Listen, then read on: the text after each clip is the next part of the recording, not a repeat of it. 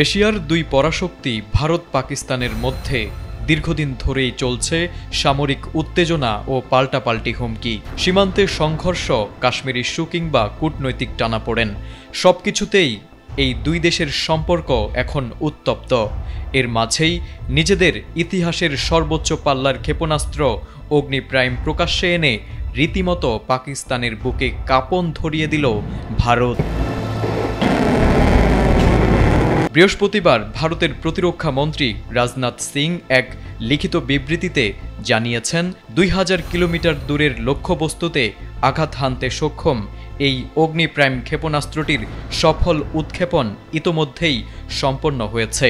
সবচেয়ে চমকে দেওয়া বিষয় হল, এই ক্ষেপণাস্ত্র রেলভিত্তিক মোবাইল লঞ্চার ব্যবহার করে চলন্ত ট্রেন থেকেও উৎক্ষেপণ করা সম্ভব। বিশ্বের হাতে গোনা কিছু দেশেই এমন প্রযুক্তি রয়েছে।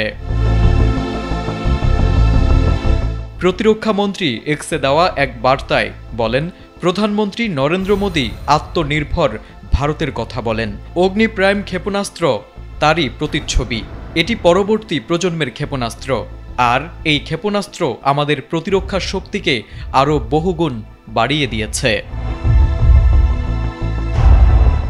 বিশ্লেষকদের মতে, ভারতের এই নতুন ক্ষেপণাস্ত্র মূলত পাকিস্তানকেই নজরে রেখে তৈরি করা হয়েছে, কারণ 2000 কিলোমিটার পাল্লার এই অস্ত্র সহজেই পাকিস্তানের যে কোনো গুরুত্বপূর্ণ সামরিক ও কৌশলগত স্থাপনায় আঘাত হানতে সক্ষম।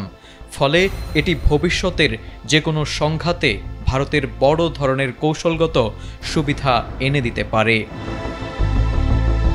তারেক আজিজ, এটিএন বাংলা।